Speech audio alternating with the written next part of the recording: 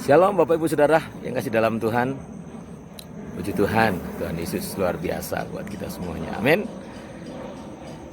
Haleluya. Nah, di dalam Alkitab saya mempelajari ada banyak, lebih dari 3 lah peristiwa-peristiwa yang dicatat tentang bagaimana para hamba-hamba Tuhan, tokoh-tokoh Alkitab mengalami masa yang disebut dengan masa kekurangan, masa paceklik, yang disebut juga masa kekeringan.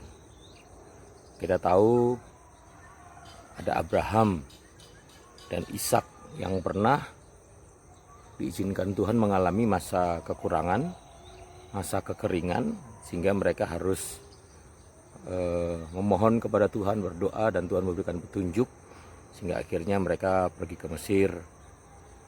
Terus kemudian Yakub juga pernah mengalami masa kekeringan. Yakub dengan anak-anaknya mengalami masa kekeringan sehingga akhirnya mereka minta bantuan ke Mesir juga. Dan puji Tuhan di Mesir sudah ada Yusuf yang siap untuk dipakai Tuhan menolong keberadaan keluarga Yakub, keluarga besar Yakub. Terus apa lagi? Elia juga pernah mengalami masa kekeringan di Israel, yaitu ketika dia berkata atas petunjuk Tuhan 3,5 tahun tidak akan ada hujan, maka di tanah Israel mengalami juga kekeringan.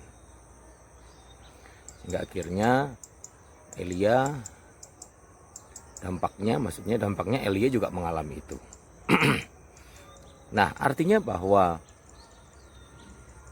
masa-masa atau musim-musim di mana kita harus mengalami paceklik, mengalami kekurangan, mengalami masa-masa kekeringan, tidak bisa terelakkan Bapak Ibu Saudara. Bisa jadi, bisa saja itu datang.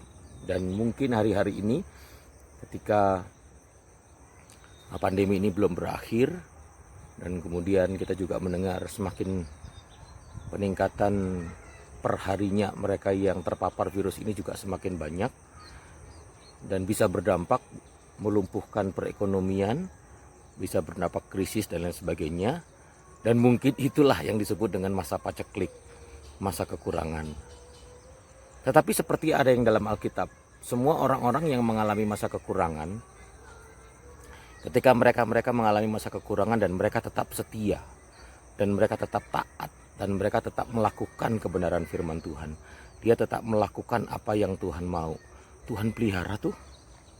Tuhan selalu nyatakan pemeliharaannya yang sempurna.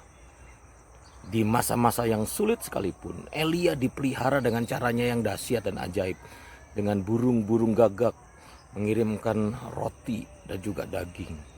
Melalui janda Sarfat juga dipeliharalah Elia. Saudara, apapun keadaannya yang kita hadapi hari-hari ini, walaupun ini adalah masa-masa paceklik, masa-masa kesusahan, masa-masa kekeringan dan lain sebagainya, tetapi percayalah, tetap lakukanlah bagianmu dengan penuh taat dan setia. Dan percayalah bahwa Tuhan ada bersamamu. Tuhan akan nyatakan pemeliharaannya yang sempurna atas kita. Tetaplah taat, tetaplah memuliakan Tuhan. Puji Tuhan, kiranya Tuhan Yesus memberkati.